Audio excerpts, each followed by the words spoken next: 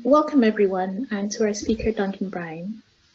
This is one in a series of webinars held by the NGI, the EU-sponsored Next Generation Internet Initiative. The NGI aims to shape the future internet as an interoperable, human-centered ecosystem that embodies values important to society in general, and the EU in particular: privacy, participation, diversity, resilience, and trustworthiness, with functionality that supports real needs and addresses global sustainability challenges. The NGI aims also to foster a vibrant open internet movement that links research, policy, and society.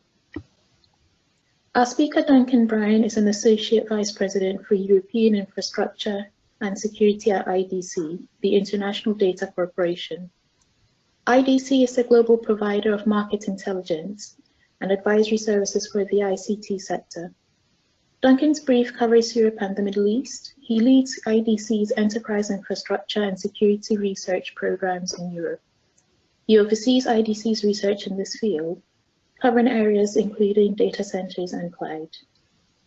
Duncan specializes in providing strategic advice, informing and validating clients' corporate, product, and marketing plans.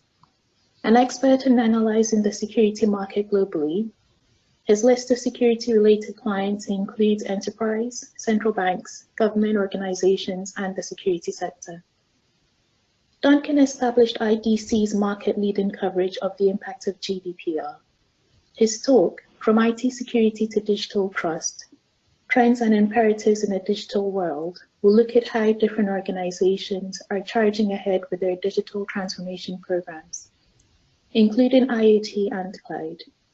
He will also discuss how, within a landscape seeing myriad security threats, and in light also of new requirements for GDPR compliance, corporate information security officers and senior security professionals can ensure they keep organizations secure, while enabling and accelerating digital transformation.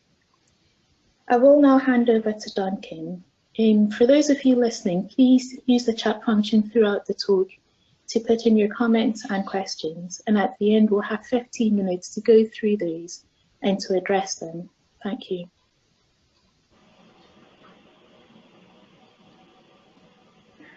Okay, thanks Abasa, and welcome to everybody on this webinar. So what I'm going to do this morning is to give a very brief overview in 40 minutes or so of how we see the security market and some of the changes that are happening and what we think organizations need to have on their strategic agenda in order to cope with the variety of challenges that are facing them.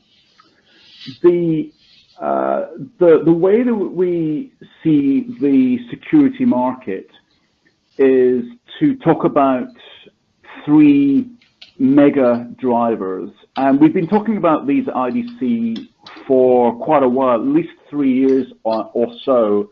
But in fact, we review these every year, and the mega trends, the mega drivers have not changed. I mean, there are variances within each, which I will go into in a little bit more detail, but the broad landscape, the drivers are consistent, and we think will be consistent for the foreseeable future. So in no particular order, the three big drivers are the dynamic threat landscape, regulatory upheaval, and digital transformation. The dynamic threat landscape, I guess, is more mainstream security area. I mean, what we mean is that more bad things are happening more often to more people across more devices. And I'll talk a little bit more in detail about exactly what is going on. But I think there's two key elements here. One is that this is, as I said, the traditional security area of focus for professionals in the security industry. And if that was the only thing they had to worry about, then it would be hard, but I think it would be manageable. But combining those with the other mega drivers really forces a change in the ways in which security needs to be approached and delivered. The other thing to say about the dynamic threat landscape is it is dynamic, and I'll talk a little bit more about why we think that is the case, but it's constantly changing. And again, that brings its own challenges to security professionals. So that's the dynamic threat landscape. Regulatory upheaval. So in the introduction, we talked about GDPR. That's clearly had a lot of focus over the last, well, at least 2 years. Personally, I've been covering it for 5 years. So this has been something that has been well reviewed and discussed. I think compliance is a different story, but it's certainly been talked about for a long time. But it is important to understand that GDPR is not the only game in town. So we had a parallel piece of legislation, the Network and Information Systems Security Directive, or NIS for short, that came in actually just before GDPR as a directive. We're also looking at an e-privacy directive update. The likelihood is that that would be a regulation that's in discussion, which is prolonged, but the idea is to bring e-privacy in line with GDPR. We've also had financial services regulations, so PSD2, for example, and that's just in the EU, and then we've got to cope with other jurisdictions and their legislative approaches, so the US Cloud Act, for example, the California Privacy Act, and so on. So there's a constant flux in regulation that security professionals and people are responsible in one way or another for delivering security in their organizations. They need to be abreast, and they need to understand the implications of that, the operational implications of those regulations. And if that wasn't enough, then we have this overarching business trend of digital transformation. Digital transformation, in a nutshell, is the transformation of business, and by that we obviously include government activities, enabled by digital technology, so cloud and mobility, analytics, social, increasingly IoT, Internet of Things, IoT, and so on. And I think there are a number of implications for security. The primary one is that these tend to be business initiatives. And security's traditional response is quite often to be, you can't do that. We can't move to the cloud because it's not secure. We can't move to IoT because it's not secure. And all of our experience shows that the business needs to do that, and so it does it, whether the security people are on board or not. And so quite often security can be left behind. And also, it is positioned, the security profession is positioned as the department that says no. And we think there's a fundamental rethink that has to happen within the security industry broadly to position itself as an enabler, and we would like to say an accelerator of digital transformation rather than a blocker to that. But that requires quite a substantial shift in thinking. But also I'll talk a little bit more about how we think that can happen. So that's the broad agenda for the rest of the talk. So let's drill down into the dynamic threat landscape in a little bit more detail. Well, I guess the first question is, when we talk about dynamic threat landscape, how dynamic is the threat landscape? I just want to give you some examples of what's going on. So, for example, and this is according to ENISA, the European Security Agency, the number of vulnerabilities that we're exposed to has doubled in the last 12 months. ENISA's got a very helpful taxonomy of categories of vulnerability, and it can appear overwhelming, but I guess that's the point, that we are being bombarded with vulnerabilities and attacks from a whole range of categories, and these are the ones, the top ones that ENISA tracks, or web application attacks and spam and espionage, malware and phishing and all that kind of stuff. And it can appear to be overwhelming, but as I say, that is probably the point, that there is a huge variety of the number and type of attacks that organizations are having to deal with. So what else is happening? The antivirus vendors, on average, are detecting something like 4 million samples, new samples of malware every day. That's an extraordinary amount of new or apparently new variants of malware every day. So most antivirus systems still work on a signature-based approach. In other words, they're looking for things they have seen. But today, there's 4 million new things that they've never seen. So many of these are just recompiled variants of things that we have seen before, but they leave a different signature, a different fingerprint. And so, according to most antivirus systems, they're new. And today we had 4 million new ones, and tomorrow we're going to have another 4 million new ones. And so there's this constant barrage of new things that we've never seen before. And that's just on the software side. So increasingly we're seeing more hardware or firmware threats. So for example, some of the vulnerabilities exposed earlier this year, Spectre Meltdown, really focused attention on hardware vulnerabilities, and many companies had just never thought of that. They were focused on protecting from software vulnerabilities, and all of a sudden, all of their existing infrastructure was suddenly exposed to having vulnerabilities. And then there's the whole Supermicro allegations that are going on as well right now. So this is a completely new threat vector that many organizations just haven't had on their radar screen prior to this.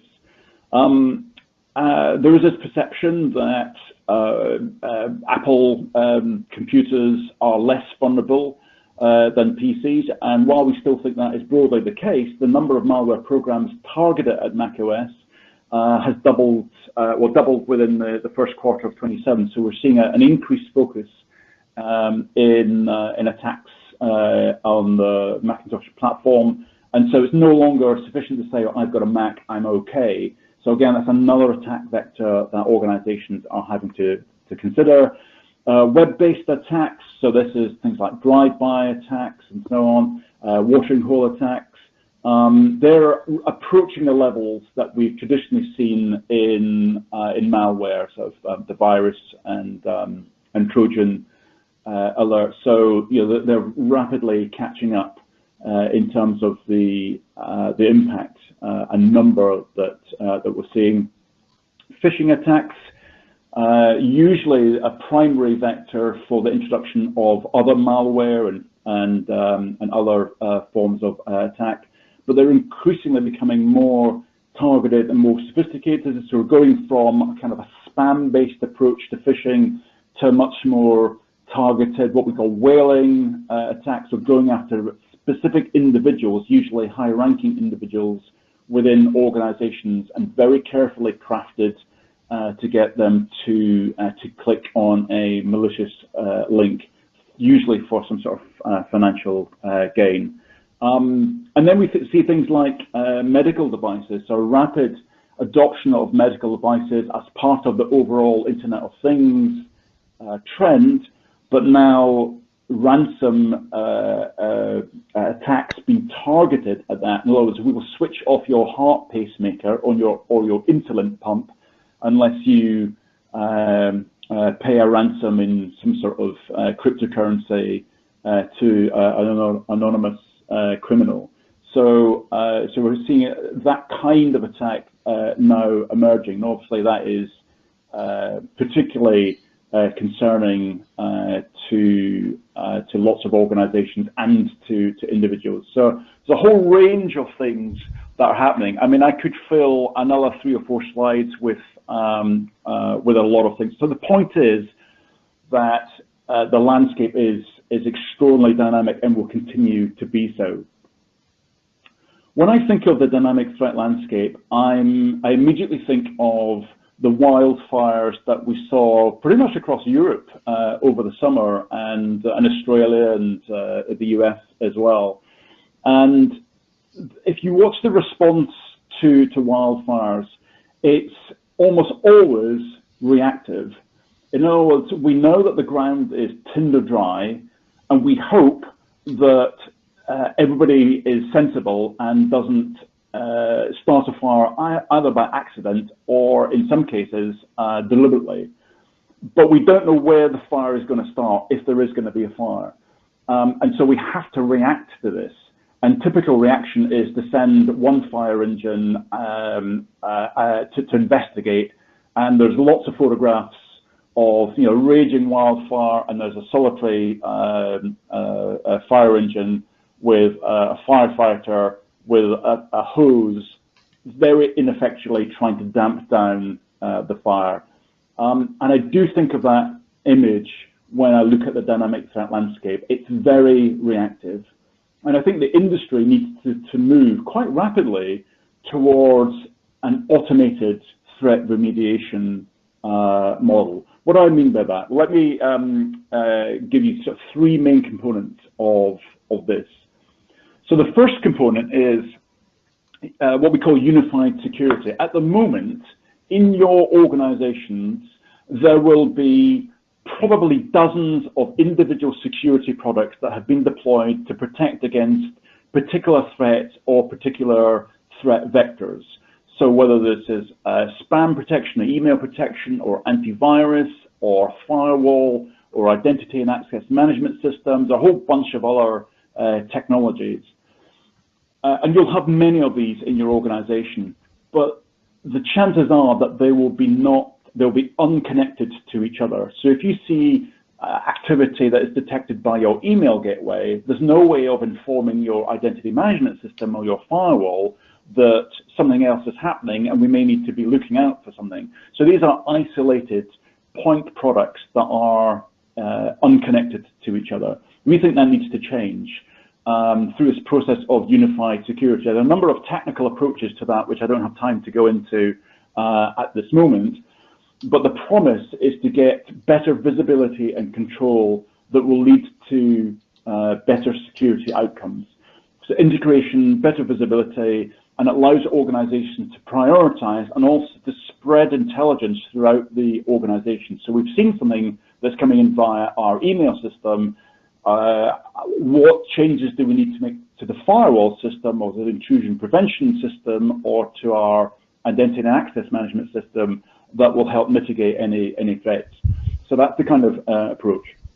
But once we have a unified security platform approach, in other words, we have an integrated approach, that then facilitates our ability to automate and to orchestrate between our various security technologies. So once we see an attack coming in from one vector, we can automatically alert and preempt attacks coming from other sectors, other parts of the attack coming from other areas. So if we see compromised identities, then we can alert our intrusion prevention system to look for abuse of those credentials, for example. A lot of this is designed to ease the skill shortage. Every organization that I talked to, the last survey that we did, 97% of organizations experience some form of skill shortage. That's effectively everybody. And so at the moment, security can largely be a manual process. And so this automation and orchestration will ease that skill shortage through the connectedness of our security solutions. The third element of this is that's actually not technology at all. It's the increased adoption of managed security services. Now, when I talk to security professionals, particularly security leaders, about their attitude to essentially what we're talking about here is outsourcing security capability to a third party, to a managed provider. When I talk to CISOs, they generally don't like that idea. They worry about loss of visibility and control. And in fact, roughly 75% of organizations that I've spoken to would prefer not to use managed security services. When you ask what they actually do, it's the other way around. 75% of organizations do use security services, third-party security services, because they have to, because it provides access to special resources, it provides access to the industrial scale that security service providers can have, the expertise, and also shared intelligence amongst their customer base. So there is this love-hate relationship with managed security services, but it is the fastest growing sector of the security technology market. It's actually much faster growing than any of the product categories that we see. But automated threat remediation really requires all three of these elements to be successful. And in fact, those are the key areas that we're seeing in terms of growth in the market. So that's automated threat remediation. So that's how we see the response to the dynamic threat landscape. So let's talk about regulatory upheaval at the moment. And as I said earlier, there is a lot of upheaval at the moment. The question I get asked most, I guess in the last 4 or 5 months is, so what happened with GDPR? We're all pent up about May 25th. And the analogy was that there's this meteor heading for the world, and we all face an extinction event. And so the question is, did the meteor strike us? Because we all seem to be alive and kicking, and nothing much seems to have happened. So was it all just overblown? Maybe analogies to the year 2000, the Y2K alleged bug. Was all the effort for nothing, or what's happened? My view is that the meteor did strike, but it was a soft landing. So we still face the existential threat, but it might not be obvious to most people right now, but it's still there. Let me give you an example of why I still think it's there. So most people will be aware of the troubles that Facebook and some of its partners have had. Let me give you an analysis of that and bring you up to date on where we are. So in 2010, Mark Zuckerberg said the age of privacy is over, and here's a great quote from him. People have really gotten comfortable not only sharing more information in different kinds, but more openly and with more people. That social norm has just something that is evolved over time. And I think that Mark Zuckerberg was absolutely right on this point. But I think where Facebook has come unstuck is that it failed to understand that the social norm continued to evolve. And in the last 8 years, it has evolved, and the perception of privacy has also evolved. Let's bring us up more to date. So this happened in March. Their valuation plunged $34 billion due to the data controversy. And this was the analysis of CNN Money, Facebook, and here we are facing an existential crisis. It will now take Herculean effort to restore public trust in Facebook's commitment to privacy and data protection. Outside observers think that regulation has suddenly become more likely. Well, if you're following this space, you know that regulation was imminent. Not more likely, with GDPR at that point 2 months away. So what's happened since then? Well, actually, before we had GDPR, we had the demise of Cambridge Analytica. In other words, here was a company that was predicated on personal data, unable to survive a broad range of accusations, and very quickly the company had to file for insolvency. So, there's a warning there for every organization, irrespective of whether we have GDPR or not. We are at the mercy of our business model, and are we doing the right thing? The GDPR now compels us to do what I would regard as the right thing in terms of privacy and data protection. But he's a company that demised before that just because public perception turned against them. Let's bring us more up to date. what was interesting was the Mishcon de Rey, a legal firm, uncovered this enforcement action by the Information Commissioner's Office, the regulator for data protection in the UK. And they actually kept this relatively quiet, which actually meant that it was a while before it became publicised knowledge. But the enforcement action that ICO took against a company called Aggregate IQ is interesting for two really important reasons. And here's a snippet from the enforcement knowledge. So firstly, Aggregate IQ is a Canadian company. It's not a company based in the EU, but was processing data of data subjects in the EU. And as I hope you all know, that is the scope of GDPR, data subjects in the EU. And that's obviously wrapped up in the whole Facebook saga, but AIQ continued to process this information beyond the go live of GDPR on May 25th, and so this is why the ICO have taken action. So it's a great example of extraterritoriality. In other words, the long arm of GDPR extends beyond the EU. So that's interesting point number one. Interesting point number two is what action did they take? And there was a lot of talk about fines, 4% of annual revenue, and all that kind of thing. And I was personally very skeptical that that would be the first action to be taken. I was actually much more worried about the sanctions available to regulators under Article 58, which includes a suspension or cessation of processing, and here we are. So the second interesting thing about the enforcement action is they ban personal data processing. Just imagine what would happen to your organization if you were not allowed to process personal data. First of all, if your business model is predicated on personal data, as is the case of Aggregate IQ and frankly Facebook and Cambridge Analytica and a bunch of other companies like that, then you're essentially out of business. But most companies process personal data just as part of their normal business operations. For example, processing payroll data.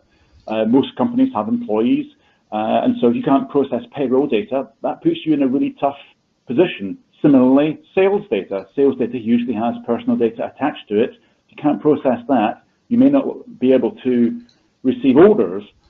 And so here's the extent of the existential threat that we all face as companies. So, you know, I think the threat of fines has been overstated, but I think the threat of cessation or suspension of personal data processing has been understated. And personally, I'm delighted to see the ICO using this as a pretty hefty stick to force a change in behavior of our organization. So we all should learn from this. So where are we on GDPR compliance? When I think of GDPR compliance, in fact, I was talking to a group of security professionals in Sweden just a few months ago, and I asked the question, you know, are you compliant? And one of them used this delicious phrase. They said, we're manually compliant. And I'm so grateful to the gentleman that shared that with me because I use this a lot now. And this is what I think of. You know, a scythe is perfectly good implement for cutting a field of wheat if you have a long time and there's no particular urgency to do it. But you cannot cut a field of wheat at scale using this effectively manual process. And this is what I think of when I think of most companies and their GDPR compliance. In other words, they know what they have to do, and they're trying really hard to comply with both the terms and the spirit, the principles of GDPR, but they don't have the tools to help them be efficient at this. And really what we need to move towards is an industrial compliance model. So what I think we are moving into is a second wave of compliance where we have the processes and the understanding in place, but we now need to adopt the tools that will help us comply operationally effectively and to bake compliance into business as usual. So at the moment, compliance is still a new thing that we are very focused on correctly, but it's taking up too much resources. Many companies worry about their inability just to service a subject access request, which is a pretty basic requirement under GDPR, because they know it can be 1 or 2 a month, but if they get 100 or 1,000 or 10,000 access requests, they know they're going to struggle with that. So that's the focus for many organizations, to become operationally efficient in their compliance. Okay, let's talk about digital transformation now. And our latest view on digital transformation is that it is a fundamental piece of organizational strategy right across Europe. So the last survey we did just a few months ago, right across Europe, 89% of organizations, and that includes public sector organizations as well, have digital transformation as a business priority. It's right across the board, across all industry sectors, across all sizes of organization. What's really important, as I said earlier, is digital transformation is a business-led initiative. This is a CEO agenda item. There's a lovely quote from Mark Benioff, who runs Salesforce, which I think encapsulates the challenge for digital transformation, which is that today's CEOs need to stand up not just for their shareholders, but their employees, customers, partners, the community, the environment, schools, everybody. The challenge for organizations is that they are no longer isolated, and they never were isolated, but that was kind of the mentality that many organizations approached. But these days are gone. The degree of integration and collaboration and sharing of processes and data is profound today, and this is why the role of technology is so important in the transformation agenda, because technology underpins the transformation that we are all trying to get towards. So this leads us to a couple of conclusions. The first one is that digital transformation is predicated on digital trust. And I want to spend the last few minutes talking about what we mean by digital trust. So first of all, we see the emergence of this idea of a digital platform, most likely hosted in the cloud, but we think that a digital platform is probably the most important decision that organizations will make in the next 10 years or so. So some may already have made this, but we suspect many companies have not made a strategic decision on their digital platform, but it will underpin the entirety of their business over the next 10 years. I guess that begs the question: what does a digital platform look like? Well, IDC has a useful blueprint for a digital platform, but it's quite different to a technology platform architecture that you may have seen before, and it's deliberately different to kind of make the point. It's a complicated diagram. There's a lot of information. We can give presentations on just this one slide alone, but let me kind of very quickly summarize what's going on here. So kind of two halves of the platform blueprint. The left-hand side looks at internal processes, and we see a constant flow of data, processes, and insights that are enabled by people and assets and APIs and so on. We see a constant flux of information circulating, revolving within the organization and transforming the processes of the business itself.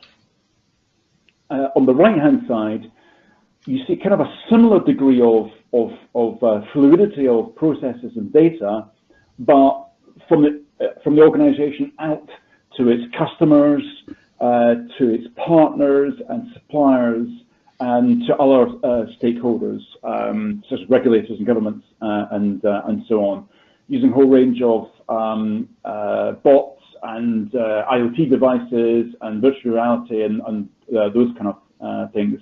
And you see the flow of data goes in and out of the organization and in and out across the organization, driven by what we call an intelligent core, which is the hub of all of the data that the organization needs in order to operate, but also needs to share with its third-party partners, whether they be customers or some element in the supply chain.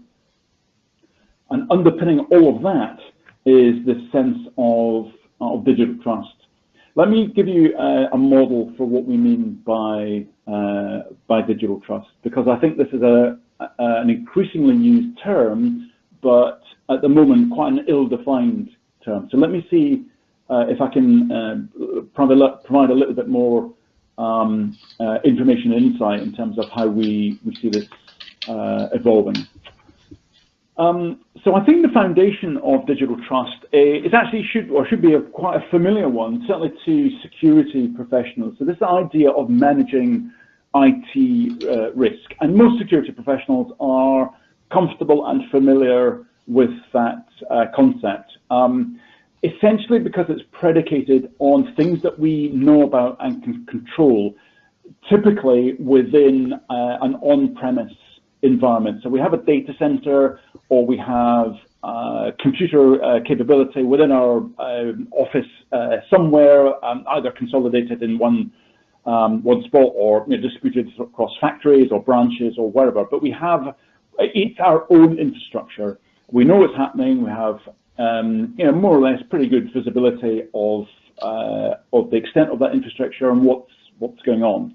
And so we can assess the level of risk on a day-to-day basis. And I think that there's a pretty broad understanding of the extent and scope and processes required to manage that level of risk. But nowadays, we've also got to accept that cloud is a given.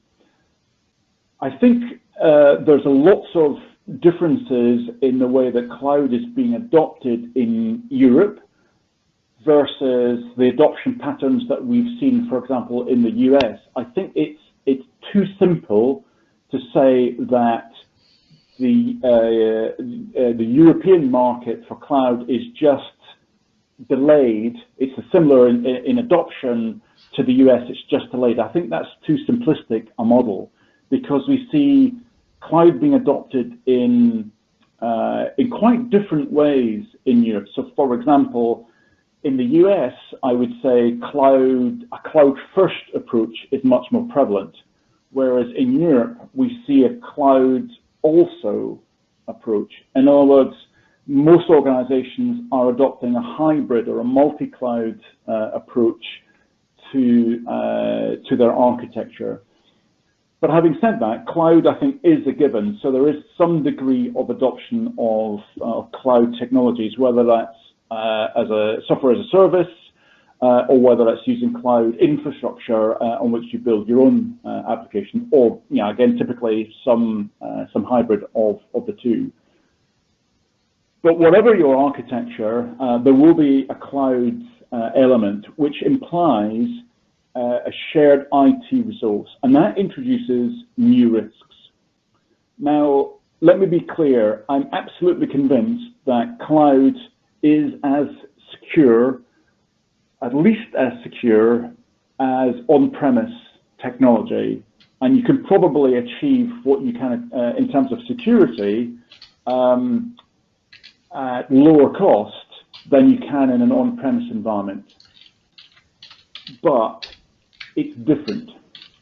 There are extra security considerations that you need to make when you're moving to the cloud. And I think many organizations have actually moved to the cloud too quickly without understanding what these differences are, and have encountered some security risk, maybe even experienced a breach using cloud technologies, which then forces them to come back from the cloud into an on-premise environment, maybe to a private cloud environment, to regain control before they then roll out in a much more orderly fashion with security considerations made this time around. So it's important to understand cloud is secure, but it's different. And so this level 2 of digital trust is to understand what these differences are and to build those into our capabilities and competencies and build the skills required to secure cloud before then we move in a managed and secured way into cloud environments. Really important set of skills to have. Meanwhile, organizations just want to get on and with their digital transformation strategies, and a lot of activity now is moving towards what we call digital activity. So moving on to platforms like Twitter and Facebook, for example. So I was trying to change. I was traveling yesterday. I was trying to change my flight. Didn't have an email address for my airline. But I go into Twitter and immediately I'm in one-to-one communication with an agent working for the airline. They offered me a set of options to change my flight, and the transaction was done seamlessly. So there's a digital activity that organizations are now encountering. But if you're doing it in a relatively public forum, we're talking about Twitter here, then your reputation is absolutely on the line. So you're basically acting out your customer service process in full view of absolutely everybody that wants to take notice of it. And so there's an additional digital activity reputation and risk attached to that. And many organizations have very little visibility of what that reputation risk is and the impact of it, until of course things go wrong, and then they're acutely aware of what the reputation is. But by then, of course, it's too late. The fourth level, we think, is actually quite understood quite well. So this is the organizational reputation. So this is the thing that boards occupy themselves with a lot. In fact, if there's one core feature of boards or executive committees, it is their understanding of organizational risk and the reputational risk that organizations face. And so actually boards are pretty good at this. So we think that there is a structure for understanding the totality of digital risk. However, we do think that there is this gap between the aspects in level 4, the organizational risk, that's traditionally encountered or dealt with at the board level, and level 1, which is traditionally dealt with at an IT security level. So there's this gap in the middle at levels 2 and 3 that most organizations are not addressing yet. Now, we actually think that there's a massive opportunity for the security industry and for security professionals in their own organizations to help bridge that gap. And in fact, from a personal career development or organizational development opportunity, to make themselves much more influential in the organization, to put security at the heart of the organization's move towards digital trust. And this is trying to get back to what I said earlier about digital transformation being a business-led initiative, and it needs IT security to enable or to accelerate digital transformation. This is exactly what I was talking about. So this concept of digital trust, and using that kind of language in discussions between IT security and the business to help try and bridge that gap. So there's a number of layers of activity that organizations can focus on, and it might be that IT security focuses on its preparation for level 2, but also then helps the board to address level 3 in its digital activity reputation. So that's the kind of model for digital trust that we think organizations will find helpful in understanding the steps that they need to go through in order to build this idea of digital trust throughout the organization, and then to communicate that with their external parties. I guess, though, if there was one phrase or one concept of encapsulating trust, It's this quote by Mark Carney, who's the governor of the Bank of England, of course. He said in a speech last year, "Trust arrives by foot and leaves in a Ferrari." In other words, it's very, very difficult to gain trust with external parties and also internally with employees. But you're only one mistake away from losing it. So there needs to be an organizational core competence in understanding and managing digital trust. So if you have a digital transformation strategy, a core element of that must be the management, the custodianship, and the curation of this idea of digital trust. So that's it. I just want to have a quick summary of that, because I know that's been a lot of information that I've been conveying. So, in a nutshell, what we think the strategic priorities of organisations need to be with regards to security. So the first one is there is this dynamic threat landscape, and we need to move towards this idea of automation. One thing I didn't say previously, so let me make the point now. I think that security professionals worry about automation. They worry about the systems making changes to their environment that may have an impact on the operations. And I understand that worry.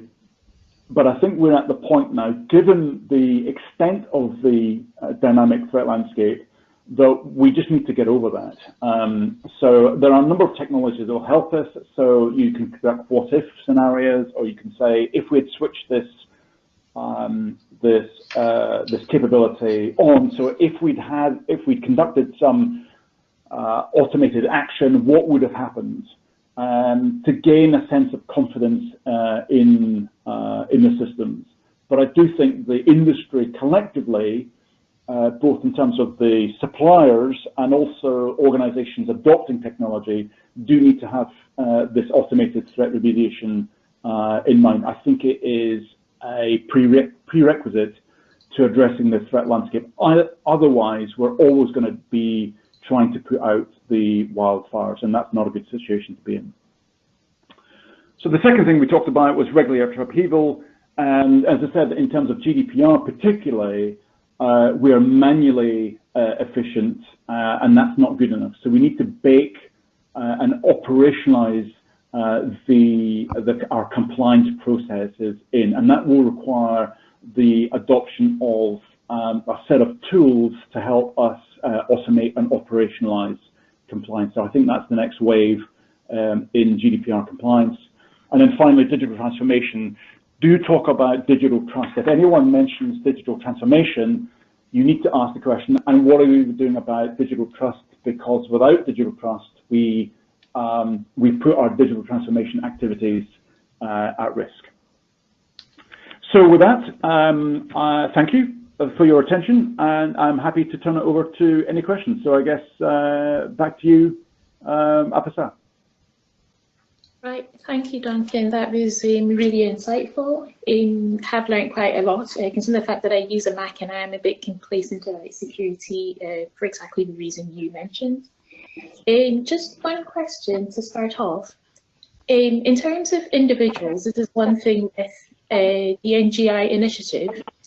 You have the option to opt out. Obviously, with an organization, you don't have that option. But as you described, there is still a bit of caution in terms of, partly because people don't quite understand the technology properly, and also because they're worried about if they hand over to automated systems, whether or not those will protect them sufficiently. Do you think there's going to be, how long do you think it's going to be before you're going to get a lot more of handing over, and whether it's the link between humans and automation working effectively for security, or moving more and more over to the proactive rather than the reactive security organizations? Yeah, it's a great question. So I think we're already on that trajectory, but I do understand the concerns and reluctance. I think I'd say two things. One is that the use of automated technologies and the use of personal data, for that matter, is a legitimate reason for processing personal data. It's stated in, I think it's recital 49. That's from memory, so I'm sure someone will check up, but I think that's right. The use of personal data processing for security reasons. So that's a legitimate reason. So even GDPR acknowledges that personal data can be useful for in the interest of security. I think the other thing, though, is one of transparency. I think if you try and obfuscate the process or try and keep it secret or without full disclosure, then you immediately make people worried about that kind of thing, and so you will get a high opt-out result.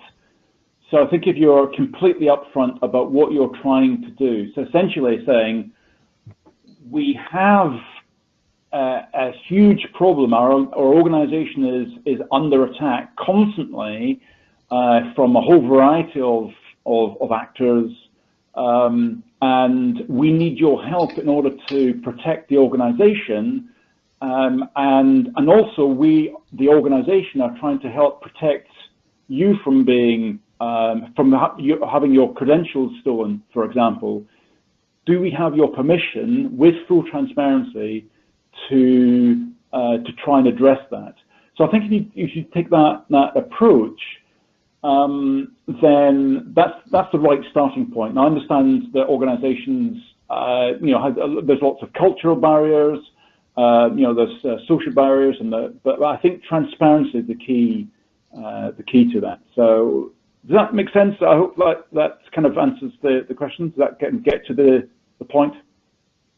Yes, that is quite helpful, because you have touched on one of the key things, which essentially is trust, and that's both individual and organisational. So absolutely. Sorry, yeah, absolutely. So, I mean, we talk about digital trust. It's important to understand. I did say this, but it's a really good opportunity to re-emphasize this. Trust doesn't just have to be between your organization and external organizations. You have to have trust internally within your own employees as well, and transparency is the route to that trust. Right, thanks again. I'll now open to the floor. If anybody has got any other questions, to go ahead. Lana should be unmuting, so you should be able to unmute yourself and ask a question if you've got one, or type in if you prefer. Hello, this is Aryosha Pasic from Atos. Can you hear me? Yes, we can hear you. Yes, so I have a question. We have an offering which is called prescriptive security. Basically, it's about prediction. Yep, I know it. Yeah, you know it. Okay, so one of the ingredients which is necessary for this is the extensive data sharing between companies. And so far, that was one of the problems actually in overall cybersecurity landscape, because the people, the organizations are not willing to share data either sectorially or across the countries, across the border. So what do you think? What is the motivation? What is the way to go to motivate people to share data? So yeah, I mean, first of all, I agree. I still see this issue. I think if I was to characterize information sharing, I would say everyone's happy to draw from the pool, but not so happy to submit into the pool of information. So we're all happy to receive, but not to give, and obviously that's not sustainable. Yeah, I mean, I think again we come back down to this issue of trust. I mean, just the sharing of information on attack, let alone a breach, may give some confidential information about an organization's activities that is sensitive, either from personal data point of view or from a commercial sensitivity point of view.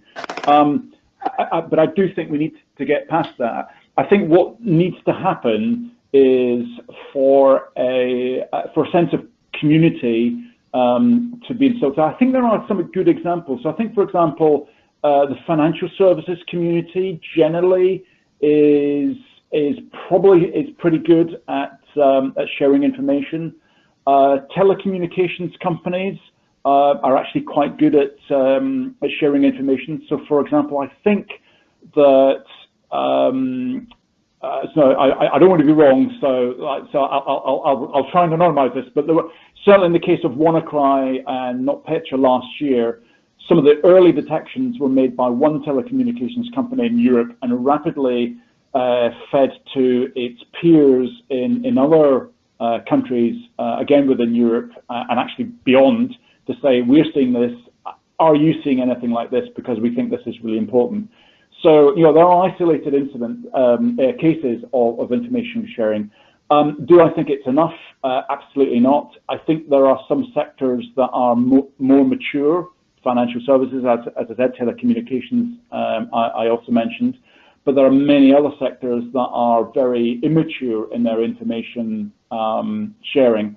I suspect that's probably more reflective of the overall lack of maturity in that sector specifically. And if I was going to call out a few, I'd probably say retail, manufacturing, media. Exceptions always apply, but in general, I think those are relatively immature. And if they're not collecting their own information, it doesn't really give them the basis on which to then share information into a collective pool. So I think, that broadly there are two inhibitors. One is this lack of trust. We need to understand who the enemy is.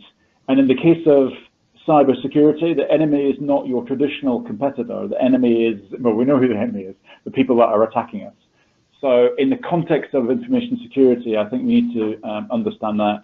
And then secondly, we've got to get better at collecting intelligence about what's happening in our own organization first, and then we're able to share that. Lots of organizations actually have the inability to digest information and intelligence. They just don't have the maturity in order to be able to process that information. So it might even be available, but they just can't process it. So maturity within a sector is really important. I hope that helps. Thank you. Thank you. Thanks, Duncan. Have you got any more questions for Duncan?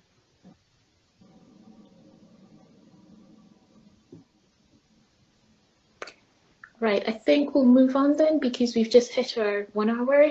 Thanks again very much, Duncan. That was a really, really interesting webinar. And considering I'm not, this is not my field, I do understand data and AI and so on very well, but security is not my field. That has been really easy to understand and follow, and you've got some really insightful examples. Thanks again for presenting the webinar. Thank you for all our attendees. I'll now hand over to Timo from Martel, who will give us a bit of information about the Next Generation Initiative and open calls coming up. Thanks, Duncan. Thank you, my pleasure. Okay, thank you very much, Duncan and Apasa. So this is Timo Lahnalampi from Martel Innovate, and I continue from now here at moderation part. And by the way, can you hear me? Yes. Okay. Yes, clear. Yes. All right. So the next speaker will be Jorge Gasos from European Commission, and there in details Next Generation Internet NGI unit. And he will tell us more about just opened ICT calls and also about the future funding opportunities there will exist in the Next Generation Internet NGI. So please, Jorge, go ahead, and then concerning the slides, I hope that you can see full screen now. All the details about how to participate. So in terms of the next generation internet in our call for proposals, as you can see in the slide, we are focusing on technology and application areas like artificial intelligence, Internet of Things, the part of future and social media, interactive technology, so this is virtual reality, etc., multilinguality and inclusion. So these are the areas where we are focusing. There are some other areas which are critical for the next generation internet, like the communication networks, computing infrastructure, security, as has been mentioned in the previous presentation, that they have their dedicated parts in the program, so we are collaborating with them, but in our part, we are focusing on the part on technologies and applications. Now, in all these areas, there are dedicated calls that are following the classical way we have to implement projects. So these are consortia, about 5 to 7 partners, and normally coming from academia, research laboratories, industry, and they come together for a project for a 3-year duration, more or less, and then develop a roadmap-based research. Now, in complementing this, there is the initiative that is the new one that I'm going to present, that is the Open Internet Initiative, that is trying to complement the work that is being done by our colleagues in order to target a new type of target internet innovators, in the sense that there is a lot of innovation that is happening in internet that is not happening through the traditional way, but is coming from developers, high-tech startups, individual researchers, that in a very short research cycles, they bring research into the market, and a lot of innovation is happening in this way. So the objective of the initiative I'm going to present is how to support this kind of internet innovators to participate in the programs that we are supporting. Next slide. So as I mentioned, the focus of the initiative is internet innovations, and is a focus with impact orientation. So we are looking for short research and validation cycles that will bring quickly the research results into the market. And for this, in order to bring internet innovators into our research program, we need to change a little bit the way we are working, because we have very heavy administrative procedures, and we are going to use a model that is called cascading grants that allows lower administrative procedures, more agile programming, and more flexible implementation. I will explain in the next slide in detail how this is going to work. Next slide, please. So when we work with cascading grants and subgranting, there are 2 levels. In the upper part is the consortium that will apply to our call, and these are the people who will run the project. So normally these are organizations that have a leadership in the research areas. In the projects we are getting, these are research organizations, universities, there are accelerators that have a close link with the startups, etc. And these are the ones who are going to run the projects. So the projects receive 7 million funding from the European Commission. All of them have 3 years length. And the condition is that they have used 80% of the funding as cascading grants to support innovators. And they have to implement it through procedures that are adapted to these stakeholders. So in the bottom part, once the project starts running, they will start launching calls for proposals for innovators. And then individuals, developers, individual startups, or SMEs, researchers, can apply to these calls, and these are the ones that will carry the research and innovation work. They will get grants in the range between 50 to 200,000 euros for a duration of 9 to 12 months. And then once the project starts running, the consortium that runs the project, they will have to make sure that they reach the innovator communities, that they will run the calls for proposals, the monitoring of the implementation of the different projects from the internet innovators, and also that they provide support to them in terms of mentoring, coaching, and community building. So this is in a quick glance the way that the model works, and it's very important to clarify that there are two parts: the ones that run the project and the ones that are going, and these are the ones that will reply to our calls, and then the internet innovators that are the ones that are going to make the research, and then they will reply to the calls that will be launched by the projects. And depending on where you position yourself, then you will have to apply to one or the other calls. Next slide. Now, if we go to the details of the calls that we have been launching this year, we launched our first call that was focusing on 3 topics.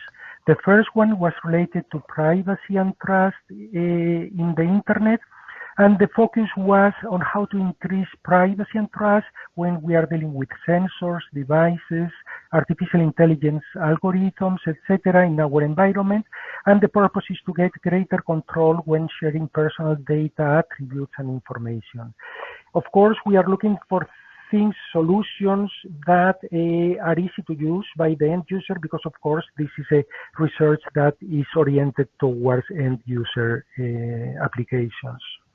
The second area that we called for is in the area of decentralized data governance. This relates to blockchains, distributed ledgers, peer-to-peer technologies, and how these decentralized technologies can support a better way of managing data in terms of sovereignty and ownership of the data. And the third area we were calling for was related to discovery and identification technologies, and the focus was on objects, sensors, multimedia content, heterogeneous data sources, services, etc.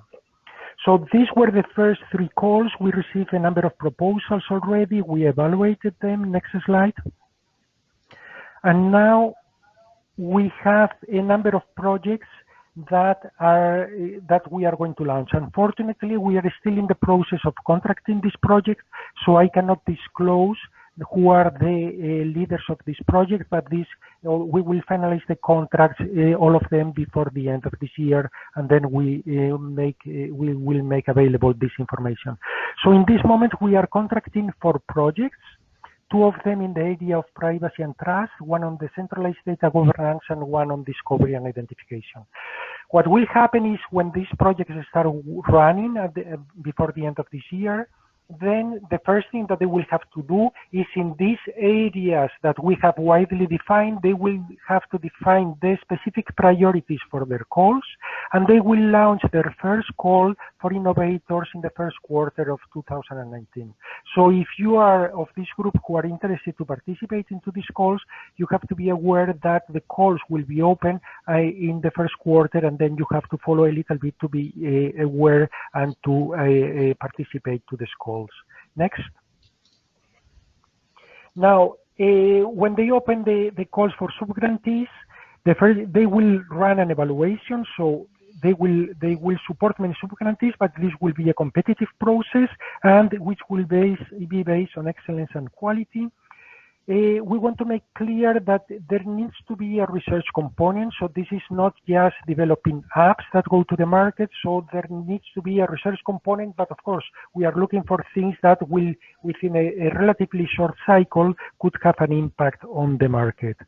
And we are looking for a co-creation model, so that also the startups or the developers that participate and get funding, they also contribute to the overall objectives of the project. So that the final result is more than just adding the individual parts, but there is also a common contribution to the general goals of the project. And as mentioned before, one of our main objectives is to lower the administrative burdens so that it's very easy for the subgrantees to participate. They will open calls for 2 months, and we expect to be able to sign contracts between 1 or 2 months afterwards, so that people within a relatively short time, they can start running the projects. Then the partners who run the overall project, they will have to support, they will have to analyze, and then they will have to launch new calls. So there will be several calls launched by them where they will have to adapt the objectives based on the results they are getting, but also based on the evolution of the technologies. And then there is this kind of try and failure culture, so that they will launch projects. Those who fail, that's reasonable as far as we learn out of it, and it makes sense to try them. And then we will try to follow those most promising avenues in order to ensure the maximum impact. Next slide, please. So this is a very quick glance on how it works and what is going to happen in this moment. So we are launching the first projects in January, and the first calls in these areas will happen in the first quarter of 2019. Next year, we will launch another call for projects. This will focus on 3 areas again. One is trustworthiness in Internet with using electronic identities. So we'll focus on authentication, traceability, etc. And it has to address issues of scalability, standardization, ease of use, etc. The second topic, I have to go more quickly, is about service and data portability.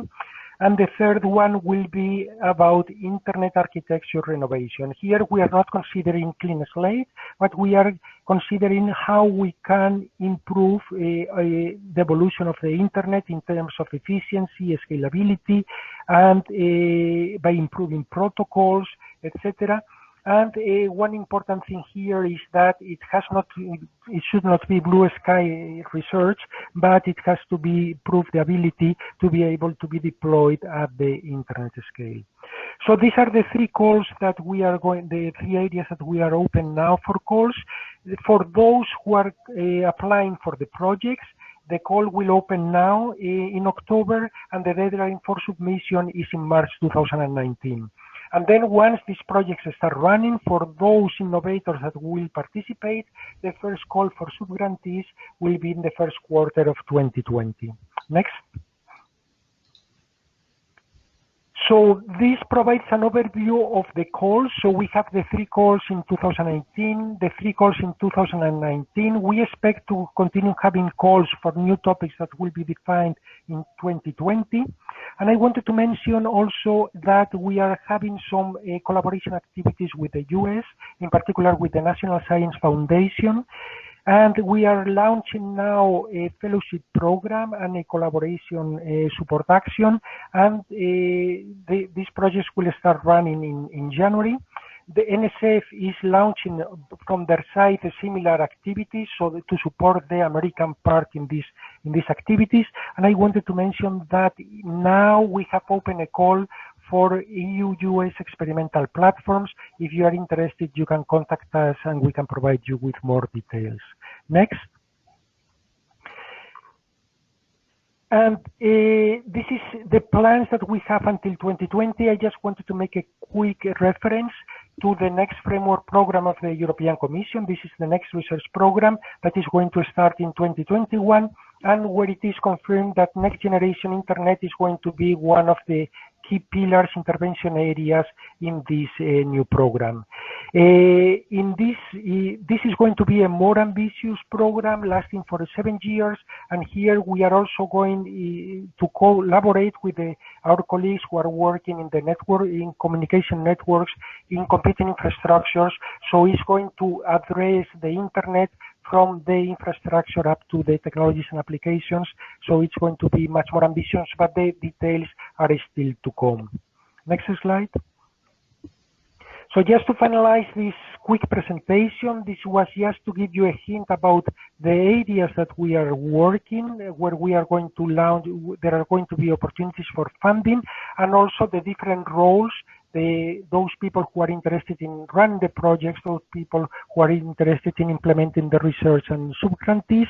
I hope that this was able to give you a glance about how the opportunities, and then if you are interested, obviously this is not enough.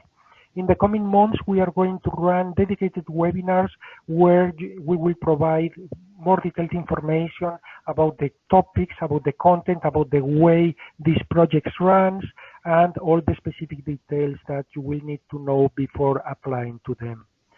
At the bottom of this slide are basically the ngi.eu website is where we will have all the information about webinars, open calls, etc. And ourselves, we also have several websites where you can find information. And the last one is about the participants portal, where you will find the call for proposals. But this we will replicate in the ngi.eu website. So I think we are close to the end, so I will finish here, and then if there are questions, we can take a few of them before closing. Okay, thank you, Jorge. So now it is time for questions. So on my side now, I opened all microphones, and then please unmute also on your side when you have questions. In the chat window, I can't see any questions yet, so please feel free to ask.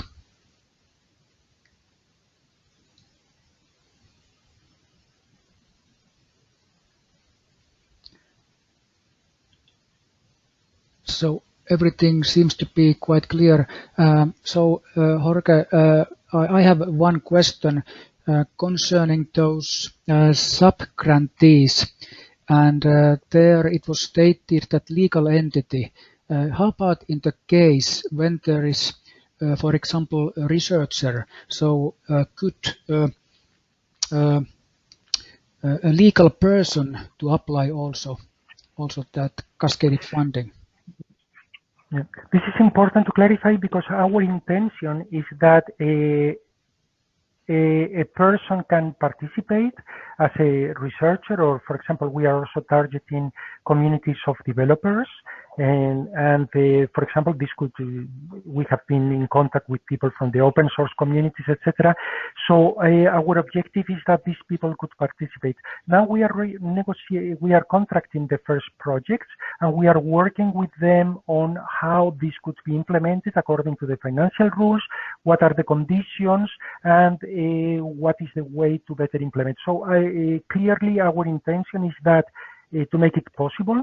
And then this will be clarified in the coming months because we are working on it with the first projects, and then we should be able to find hopefully a solution, and then also to clarify which will be the legal basis and also the administrative requirements to be able to participate. But our intention is to really to be able to do it, and I hope that we will be able to succeed in the coming months.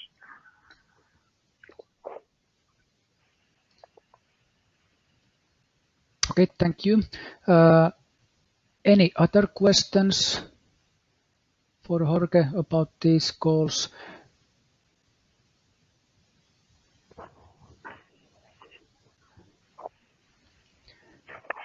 Okay, there is somebody opening microphone.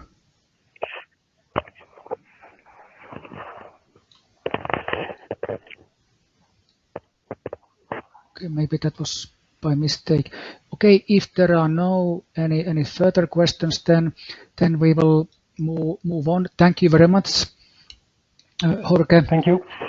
So then I just would like to summarize that Jorge already mentioned that how you can stay updated and how to get involved in next generation internet. So as Jorge mentioned, there is this central place, ngi.eu website, and then we have a NGI map where you can register your organization and make your expertise visible to others. And actually the map acts also as a pre-matchmaking tool for coming ICT calls. And then especially SMEs, startups and researchers, you have excellent opportunity to show your interest in to cascaded funding, and then in other directions, those new research and innovation actions, they can identify which SMEs, startups and researchers are already interested in next generation internet. Then we have a consultation platform that is important tool for surveys and discussion platforms, and then influence future NGI goals and future overall. Then we have a Twitter channel, Facebook, Instagram, and LinkedIn group. And then last but not least, we have a YouTube channel where this recorded webinar will be also stored. And of course, all these presentations will be shared to you on the ngi.eu website. Okay, so thank you very much for your participation. So we have used a little bit more time than we planned, but it was really interesting and important topics on the security, trust and privacy side, including GDPR, and then of course all those just opened NGI goals and also future cascading funding. So please stay tuned, and now please go to ngi.eu website.